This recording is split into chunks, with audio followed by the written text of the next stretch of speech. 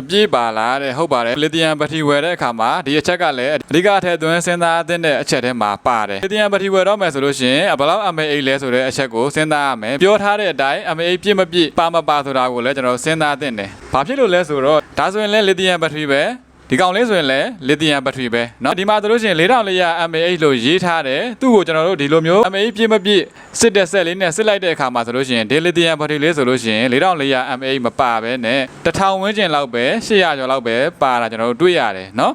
ဒီကောင်လေးဆိုလို့ရှိရင်4500 mAh လို့ရေးထားတယ်ဒါပေမဲ့ဒီစစ်တဲ့ဆက်နဲ့စစ်လိုက်တဲ့အခါမှာဆိုလို့ရှိရင်100ကျော်200လောက်ပဲ mAh ပါတာကိုတွေ့ရတယ်အဲ့ဒါကြောင့်မို့လို့ကျွန်တော်ဒီအကိုမေးထားတဲ့ mAh အပြည့်ပါလားမပါလားဆိုတဲ့အချက်ဟာလီသီယမ်ဘက်ထရီဝယ်တော့မယ်ဆိုလို့ရှိရင်အဓိကစဉ်းစားပြီးတော့မေးတဲ့အချက်ထဲမှာပါတယ်เนาะကျွန်တော်တို့ဒီမှာရောင်းချပေးတဲ့EVE ကထုတ်တဲ့ IRN 18650 33V ဆိုတဲ့ဒီ3200 mAh ဘက်ထရီကိုဒီလိုမျိုး mAh စစ်တဲ့ဆက်နဲ့တခြား mAh ပြည့်မပြည့်ကိုတခြားစစ်ဆေးပြီးတော့မှရောင်းချပေးတာဖြစ်တဲ့အတွက်3200 mAh အပြည့်ပါတယ်ဆိုတာကိုကျွန်တော်တို့